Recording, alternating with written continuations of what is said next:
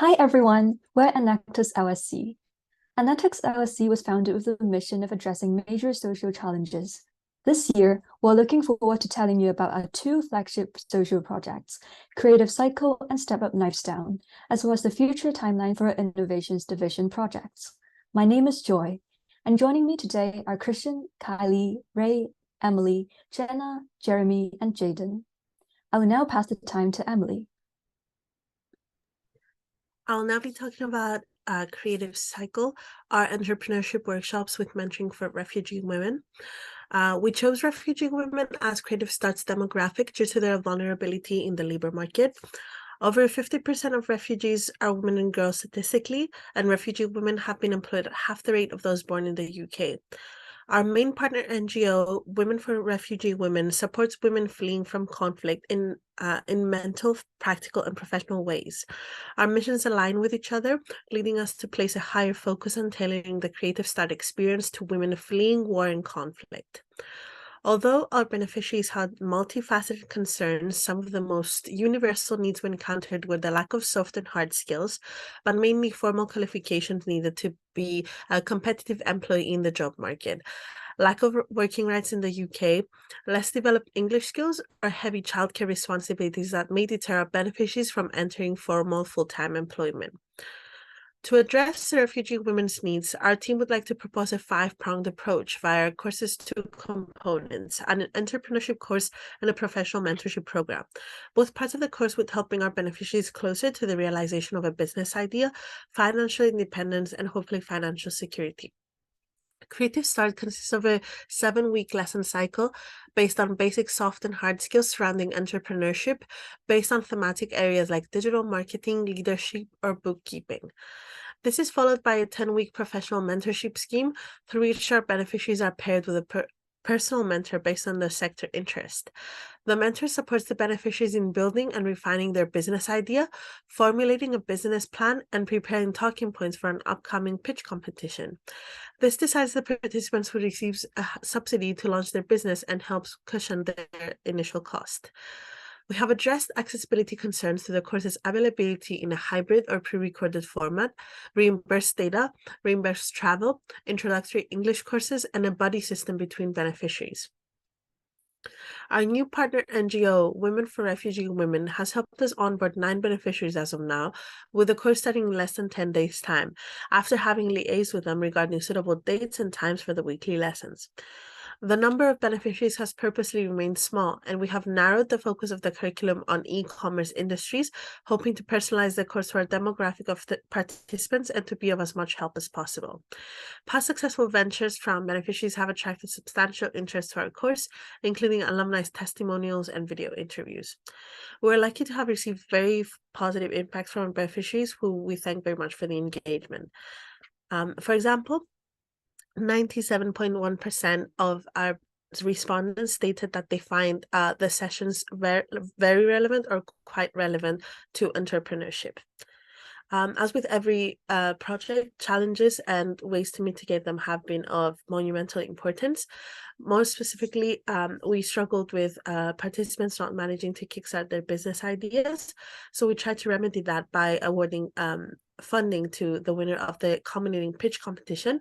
Of course, all participants will be enrolled in a mentorship program for tailored support, as well as be entitled to pro bono advice from our consulting division. As for funding, we are delighted to have secured £500 from Sodexo. As seen above, we decided to allocate most of our funding to the pitch competition prize. Importantly, we were also able to begin initiating microloans to ensure viability of our program and post-course support for our beneficiaries. Looking forward, we have 3 major tasks. Firstly, we plan to improve our technological capabilities to allow for hybrid learning and the recording of live sessions to post on Coursera. Then, we will liaise with LSE professors to get our course under Coursera. Simultaneously, we will continue to expand our NGO network to reach more beneficiaries. Thank you, Ray and Emily. Now I'll be presenting to you our brand new initiative, Step Up Knives Down. Step Up Knives Down aims to reduce youth knife crimes in London through education and empowerment. We hope to equip underprivileged students with the essential skills and knowledge to protect themselves from knife crimes and gang activities. Statistically, there has been a surge in youth knife-related crimes in the UK.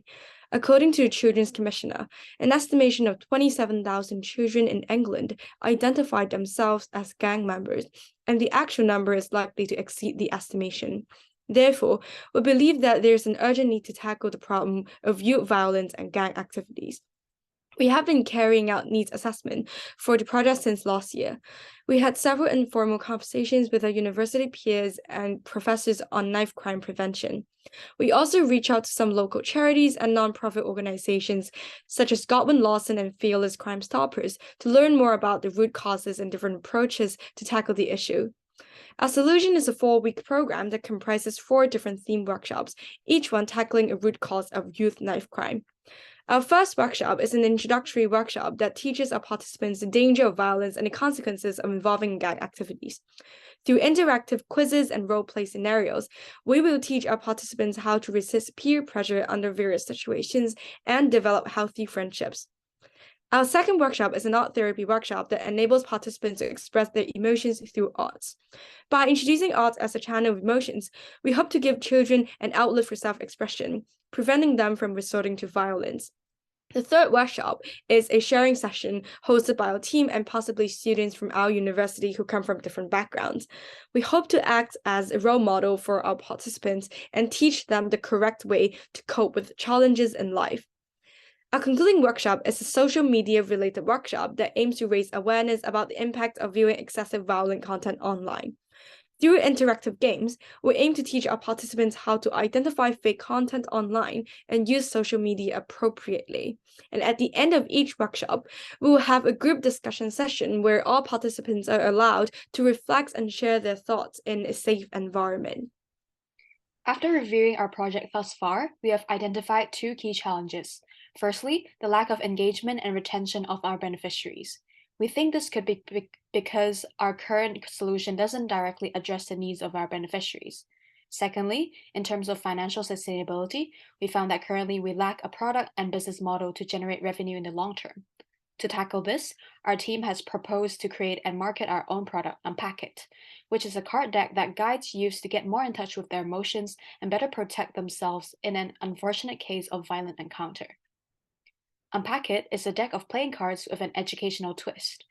Each of the 4 suites will have a particular theme, as you can see here, each either a root cause or a consequence of knife crime. For example, all of the spade cards will contain first aid techniques. This is a prototype of how our cards will look like. The steps of how to treat an unconscious person is at the back of the card. We believe that our cards is an approachable way for students to learn how to protect themselves or others from being either the perpetrators or victims of knife crime. We believe that Unpack It will tackle both challenges at their root. For the first challenge, we plan to offer these cards for free to schools to gain traction with them. With Unpack It, we hope to facilitate conversations with youths to work through their emotions and how they react to them.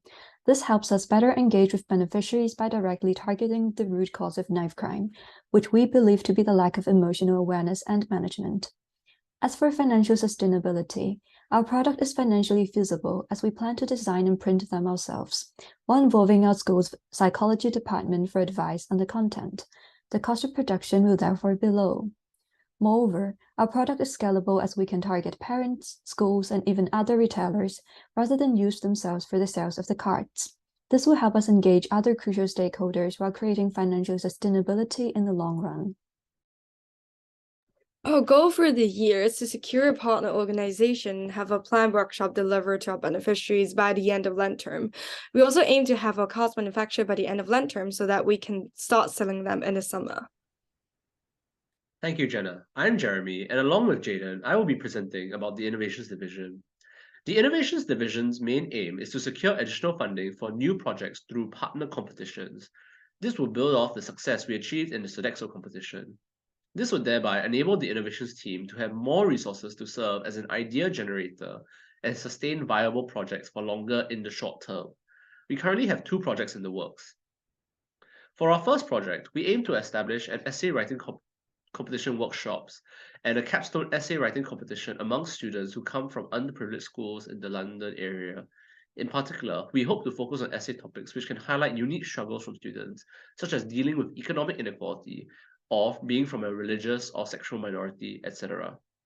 Furthermore, we hope to build up the competition and give it longevity and sustainability by compiling winning essays into books to sell them into editions. This will ensure continuity and a stable source of funding for the project. We're currently in the process of identifying non-profit publishers and contacting professors within LSE to obtain some judging expertise. We aim to submit this project for the upcoming Action for Impact competition. Thank you, Jeremy. The second project is titled Olive Branch. It aims to link educational institutions to organizations that promote creativity as a part of educational attainment. We recognize that a disadvantaged economic status often presents significant obstacles for children who want to pursue interests outside of school. Hence, we plan to target disadvantaged 13 to 16-year-olds in London and help facilitate personal development for them with an initial focus on art and music. We are currently in the process of rejigging this project after receiving feedback from the most recent bid competition by identifying ways to measure success. To do so, we're currently in the process of contacting various music and art centers who offer internationally recognized certificates for these subjects.